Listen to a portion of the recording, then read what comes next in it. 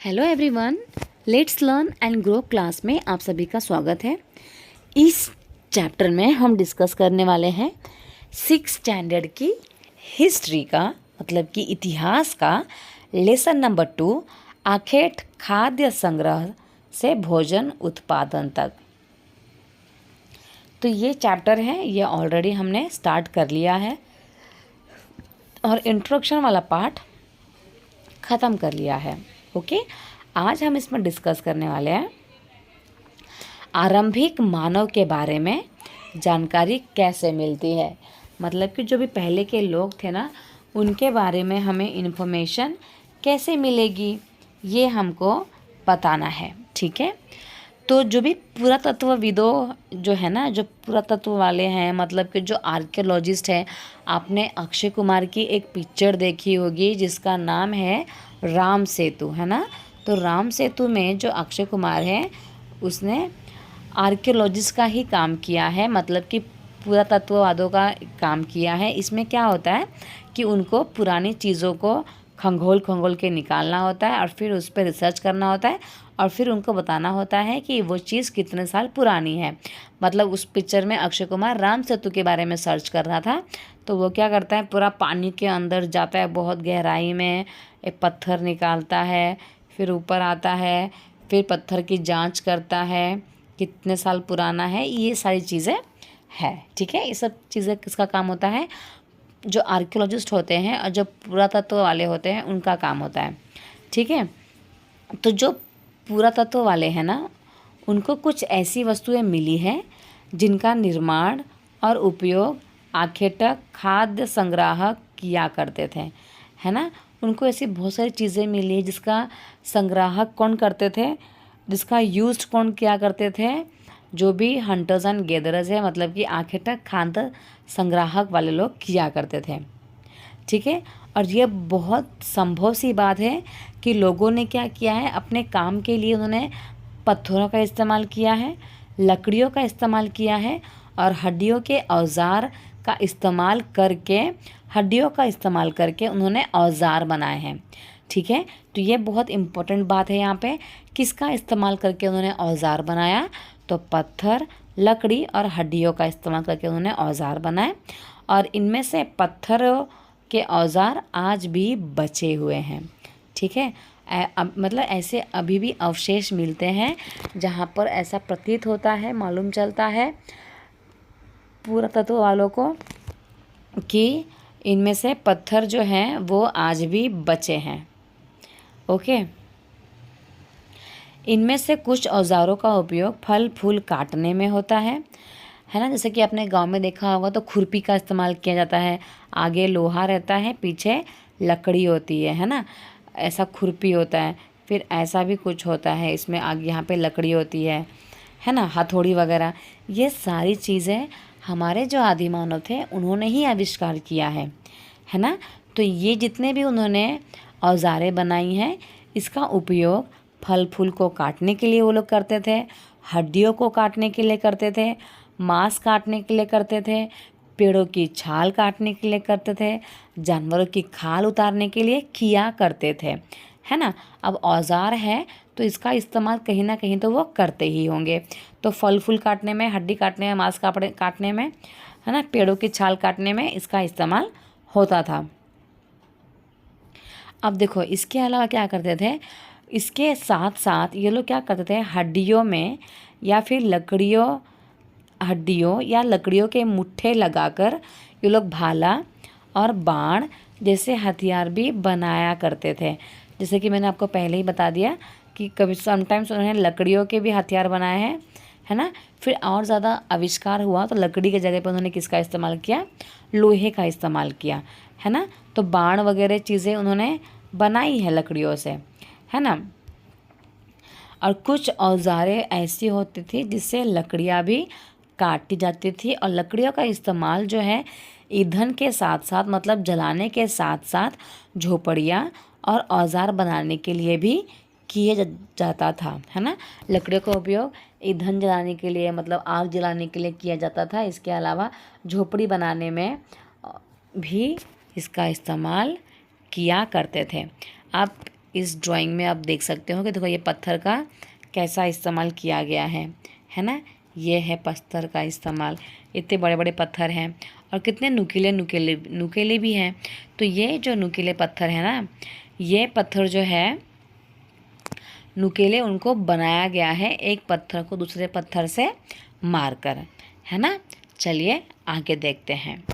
रहने की जगह निर्धारित करना।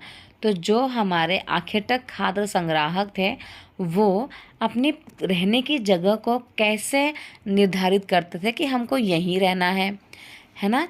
तो मानचित्र 2 को अगर हम देखें तो लाल त्रिकोण वाले जो स्थान में पूरा स्थल है जहाँ पर आखेटक खाद्य संग्राहक के होने का प्रमाण मिले हैं। तो देख लेते हैं जो ट्रायंगल वाला शेप है ना, त्रिकोण वाले लाल त्रिकोण वाले जो शेप है, यहाँ पर क्या मिले हैं हम लोगों को, हंटर्स गैदरर्स के कुछ प्रूफ मिले हैं, है ना। जैसे कि ये कुरनूल की गुफाएं हैं, ये हुंसगी है ना। इसके अलावा बस 2-3 जगह है। ये भीमबेटका प्लेस, नर्मदा के आसपास के यहाँ पे लोगों ने रहना स्टार्ट किया, है ना। तो ये प्लेसेस हैं जहाँ पर कुछ आखेटक खाद्य संग्राहकों के प्रमाण मिले हैं, ठीक है। और इसके अलावा भी ऐसे कई स्थान मिले हैं जहाँ पर आखेटक खाद्य संग्राहक रहते थे, है ना। मानचित्र में तो देखो, अगर हम मैप की बात करें तो इसमें सिर्फ गिने चुने कुछ ही स्थान चिन्हित किए गए हैं, बट कई पुरास्थल जो है ना नदियों और झीलों के किनारे पाए गए हैं। तो जितने भी ये पुराने स्थल हैं वो मोस्टली कहाँ पाए गए हैं, नदियों के किनारे और झीलों के किनारे। और वो लोग नदियाँ और झीलों के किनारे ही रहना पसंद करते थे क्योंकि उनको इजीली वहाँ पर पानी मिल जाया करता था। एटलीस्ट उनको पानी की तलाश के लिए कहीं जाने की ज़रूरत नहीं पड़ती थी, ठीक है। चूँकि पत्थर के उपकरण जो होते थे वो बहुत ही महत्वपूर्ण होते थे, इसलिए लोग जो है ना ऐसी जगह ढूंढते थे जहाँ अच्छे पत्थर मिल सके। तो इन लोगों के लिए पत्थर का इस्तेमाल करना तो बहुत ज़्यादा इम्पॉर्टेंट था, है ना। तो वो लोग ऐसे प्लेस पे ही रहना पसंद करते थे जहाँ पर अच्छे टाइप के पत्थर मिले, है ना। अब देखो यहाँ पे अगर हम देखें तो भीमबेटका, ये कहाँ पर है भीमबेटका भाई, मध्य प्रदेश में। इसको लिख लीजिएगा आप लोग, भीमबेटका कहाँ पर है, मध्य प्रदेश में है, ठीक है। वहाँ पर क्या पाए गए हैं, तो गुफाएं मिली हुई हैं एवं कंदराएं मिली हुई हैं, ठीक है। लोग जो है ना रहने के लिए इन गुफाओं का इस्तेमाल करते होंगे, है ना, क्योंकि यहाँ उन्हें बारिश, धूप और हवाओं से राहत मिलती थी। तो ये गुफाएं जो हैं नर्मदा घाटी के पास हैं, है ना। तो आप लोग देख सकते हैं, जैसे कि मैंने आपको पहले ही बताया, जो भीमबेटका है वो नर्मदा नदी के किनारे पे है। तो क्यों वो लोग नदी के किनारे रहते थे, क्योंकि उनको पानी भी इजीली मिलता था और वो गुफाओं में भी रहते थे। क्यों, क्योंकि गुफाएं जो है उन्हें बारिश के मौसम से, धूप से और हवाओं से बचाती थी, है ना। अगर हम बात करें ये जो शैल चित्रकला है ना, ये जो है किस चीज़ के बारे में हमको बता रही है, तो ये जो गुफाएं हैं ना, तो गुफाओं में जब लोग रहते थे तो वो टाइम पास के लिए कुछ ना कुछ दीवारों पर चित्र बनाया करते थे। तो ऐसी बहुत सारी गुफाएं हैं जहाँ पर बहुत सारे चित्र मिले हैं, है ना। तो इनमें से कुछ सुंदर उदाहरण मध्य प्रदेश में हैं और उत्तर प्रदेश के गुफाओं में से भी मिले हुए हैं, जहाँ पर ये डायग्राम देख के हमें ये पता चलता है कि एक शिकारी जो है वो शिकार कर रहा है ना। चलिए आगे देखते हैं। देखो ये ऐसे बड़े बड़े पत्थर, और इन बड़े बड़े पत्थरों को काट कर ही वो गुफा बनाते थे और इसी में रहते थे, ठीक है। अब हमने बहुत पढ़ा कि पुरास्थल पुरास्थल पुरास्थल, पर पुरास्थल है क्या, है ना। तो पुरास्थल लिख लीजिएगा आप लोग जल्दी जल्दी पेन से और पेंसिल से अपने नोटबुक में लिख लीजिएगा और उसको अंडरलाइन भी कर लीजिएगा, बहुत इम्पॉर्टेंट है। पुरास्थल क्या होता है, पुरास्थल एक ऐसे स्थान को कहते हैं जहाँ पर बहुत सारे औजार, बर्तन, इमारतें जैसी वस्तुओं के अवशेष मिले हैं। उन्हें ही क्या कहा जाता है, पुरास्थल कहा जाता है। ठीक है, ऐसी वस्तुओं का निर्माण जो होता है लोगों ने अपने काम के लिए किया होगा, है ना। ये जो औजारें मिली है, बर्तन मिली, तो उन्होंने उनका आविष्कार क्यों किया? उन्होंने उस वस्तुओं का निर्माण अपने ही काम के लिए किया होगा, है ना। और बाद में उन्होंने क्या किया, उसे वहीं पर छोड़ गए। अब मरा जो इंसान मर जाएगा तो वो तो अपनी चीज़ों को वहीं छोड़ देगा ना, थोड़ी अपने साथ ऊपर लेके जाएगा, क्योंकि हम खाली हाथ आए थे और खाली हाथ ही जाएंगे, है ना। ज़मीन के ऊपर और अंदर, कभी कभी समुद्र और नदी के तल में भी पाए जाते हैं। इन पुरास्थलों के बारे में आपको अगले अध्याय में बताया जाएगा। तो बहुत सारे जो पुरास्थल हैं वो ज़मीन के ऊपर है, ज़मीन के अंदर भी, समुद्र के अंदर भी मिले हुए हैं। ठीक है, तो ये बात याद रखने जैसी है कि पुरास्थल भाई क्या होता है, जहाँ पर बहुत सारे अवशेष मिले हैं। किसके अवशेष मिले हैं? तो औजार, बर्तन, इमारतों का अवशेष। ठीक है, नेक्स्ट जो है आग की खोज। नेक्स्ट टॉपिक क्या है? आग की खोज। क्योंकि आपको पता ही है पहले के जो लोग थे, जो भी संग्राहक लोग थे, वो बिना कपड़ों के ही घूमते थे, जंगल में ही रहते थे, जंगल में ही सोते थे, जंगल के ही जंगली जानवरों को खाया करते थे, है ना। उनको नहीं पता था कपड़ा क्या होता है, उनको नहीं पता था आग क्या होता है ना। तो देखो, अगर हम मानचित्र 2 में बात करें तो कुरनुल गुफा के बारे में हमने पढ़ा, है ना। तो यहाँ पर ना राख के अवशेष मिले हैं, मतलब ऐसी कोई चीज़ जला दी गई है जिसके जो जलने के बाद पूरी राख बन गई है। इसका मतलब ये होता है कि जो पहले के लोग थे वो आग जलाना सीख गए थे, है ना। आग का इस्तेमाल कई कार्यों के लिए उन्होंने किया होगा, जैसे कि प्रकाश के लिए किया होगा, अंधेरा, ऑफ कोर्स वो पहले ज़माने में लाइट नहीं हुआ करती थी, तो उन्होंने अपने गुफा में लाइट के लिए इस आग का इस्तेमाल किया होगा। मांस को भूनने के लिए आग का इस्तेमाल किया होगा। खतरनाक जानवरों को भी दूर भगाने के लिए उन्होंने इस आग का ही इस्तेमाल किया होगा, है ना। आग की खोज कब हुई थी? आग को देखो, जब क्या कर रहे थे वो, जब दो पत्थरों को टकरा टकरा के आपस में टक्कर मार मार के जब वो टूल्स बना रहे थे, मतलब औजार बना रहे थे, तब दो पत्थर आपस में टकराकर चिंगारी प्रकट करते हैं, और वही चिंगारी जो है एक सूखे घास में लग जाती है और वहाँ से आग निकल आती है, और तब से ही वहाँ से क्या हुआ है, आग की खोज हुई है। तो दो पत्थरों को जब आप आपस में बहुत टकराओगे ना, तो उसमें से चिंगारी निकलती है। ठीक है, इसके बाद उन्होंने मांस को भूनना कब स्टार्ट किया? तो जब वो गुफा में रहते थे, है ना। गुफा में जब वो रहते थे तो गुफा के अंदर बहुत अंधेरा हुआ करता था, है ना, बहुत अंधेरा हुआ करता था। तो अंधेरा मिटाने के लिए वो आग जलाया करते थे। तो जब वो आग जला रहे थे तो सब लोग, पूरी फैमिली मेम्बर्स बैठ के आग सेक रहे होंगे और खाना भी खा रहे होंगे उस टाइम पे। तो उसके हाथ से एक पीस आग के अंदर गिर गया। अब वो क्या सोचा कि अभी जानो तो गिर गया तो गिर गया, मैं सुबह खा लूँगा उठा के। तो वो लोग सो जाते हैं, और जब सुबह उठते हैं तब वो जब मांस का पीस होता है वो अच्छे से भून चुका होता है, और जब वो खाता है तो उसको बहुत ज़्यादा टेस्टी लगता है। तब से क्या करते हैं वो लोग, मांस को खाना स्टार्ट कर देते हैं।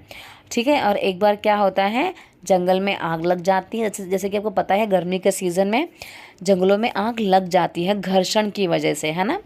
तो जब आग लग जाती है, जंगली जानवर जो है जंगल को छोड़कर बाहर की तरफ भागने लग जाते हैं। तो वो दिमाग लगाते हैं तब से कि भाई लगता है जो जंगली जानवर हैं वो आग से डरते हैं। तब से आग का इस्तेमाल जो है अलग अलग कामों के लिए किया जाने लगा। ठीक है, आई होप आपको समझ में आ रहा होगा, है ना। अब देखो, इसमें जो हम इतिहास पढ़ते हैं ना, इतिहास में बहुत सारे नाम भी है और इतिहास में बहुत सारी तिथियां भी है ना। अगर जिस काल के बारे में हम पढ़ रहे हैं ना, उसको क्या कहा जाता है, आरंभिक काल को क्या कहा जाता है, पुरा पाषाण काल। क्या कहा जाता है? पुरा पाषाण काल।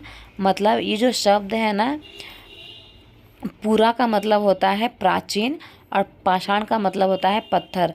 मतलब इस पूरा पाषाण में क्या हुआ होगा, पत्थरों का इस्तेमाल ज़्यादा हुआ होगा, है ना। इसलिए इसको क्या कहा जाता है, पूरा पाषाण काल। ठीक है, मतलब कि यह नाम जो है पुरास्थलों से प्राप्त पत्थर के औजारों के महत्व को बताता है कि इसमें पत्थरों का इस्तेमाल बहुत ज़्यादा हुआ है, पत्थरों का इस्तेमाल औजार वगैरह बनाने में हुआ है। ठीक है, और जो पुरापाषाण काल है वो लगभग 20 साल पहले से बताता है, 20 साल पहले से लेकर 12,000 साल पहले के दौरान माना जाता है। तो 20,000 साल से 20 लाख साल से 12,000 साल तक माना जाता है। और जो पुरापाषाण काल है ना, सबसे लंबा काल भी इसको माना जाता है। ठीक है, तो जो पुरापाषाण काल की अगर हम बात करें तो इस काल को 3 भागों में विभाजित किया गया है, आरंभिक, मध्य और उत्तर पुरापाषाण काल। ठीक है, आरंभिक पुरापाषाण काल, मध्य पुरापाषाण काल, उत्तर पुरापाषाण काल। ठीक है, वहीं आगे बढ़ें तो मानव इतिहास की लगभग 99% कहानी इसी काल के दौरान घटित हुई है। मतलब इस काल में उन्होंने क्या किया है, पत्थरों से उन्होंने औजार बनाना स्टार्ट किया है, यहीं पे आग की खोज भी हुई है ना। इसके अलावा पत्थरों का इस्तेमाल बहुत ज़्यादा हुआ है, जानवरों को भून के खाने का खोज भी इसी काल में हुआ है। मतलब सबसे लंबा जो काल है वो है आपका पुरापाषाण काल। ठीक है, जिस काल में हमें पर्यावरण बदलाव मिलते हैं उसे हम लोग मेसोलिथ यानी कि मध्य पाषाण युग कहते हैं। क्या कहते हैं? मेसोलिथ। मेसोलिथ हिंदी में, इंग्लिश में कहा जाता है, हिंदी में कहा जाता है मध्य पाषाण काल, है ना। इसका जो समय माना गया है वो लगभग 12,000 साल से 10,000 साल पहले तक माना गया है। और इस काल को पाषाण औजार आमतौर पर बहुत छोटे होते थे, इन्हें माइक्रोलिथ यानी कि लघु पाषाण कहा जाता था। प्रायः इन औजारों में हड्डियों या लकड़ियों के मुट्ठे लगे हंसियाँ, आरी जैसे औजार मिलते थे। साथ साथ पुरापाषाण युग वाले औजार भी इस दौरान बनाए जाते रहे हैं, है ना। तो इसमें क्या हुआ है, जो मैक्रोलिथिक पीरियड है इसमें क्या हुआ है कि लकड़ियों के जो औजार है उसमें हड्डी लगाकर इस्तेमाल की जाती थी। और ठीक है, और बहुत सारे औजार भी इसमें मिलते हैं। ठीक है, इसके अलावा अगले युग की शुरुआत लगभग 10,000 साल पहले होती है। इसे नवपाषाण युग कहा जाता है। नवपाषाण युग का मतलब क्या होगा, है ना, बताओ। मतलब जिसमें बहुत ज़्यादा इम्प्रूवमेंट हुआ है, लोग जंगल से छोड़कर बाहर उन्हें रहना स्टार्ट किया, है ना। और उन्होंने अपनी ज़िंदगी में बहुत सारे जो बदलाव आए हैं वो नवपाषाण काल में ही आए हैं। ठीक है, तो ये है टोटल 3 पाषाण काल, पुरापाषाण काल, मध्य पाषाण काल और नवपाषाण काल। पुरापाषाण काल को 3 भागों में बांटा गया है, आरंभिक पुरापाषाण काल, मध्य पुरापाषाण काल और उत्तर पुरापाषाण काल। तो आज के लिए इतना ही, मिलते हैं नेक्स्ट वीडियो में। तब तक के लिए बने रहे let's learn and grow class में। वीडियो अच्छी लगी हो तो चैनल सब्सक्राइब कर लीजिएगा और लाइक कमेंट शेयर ज़रूर कीजिएगा। Thank you everyone.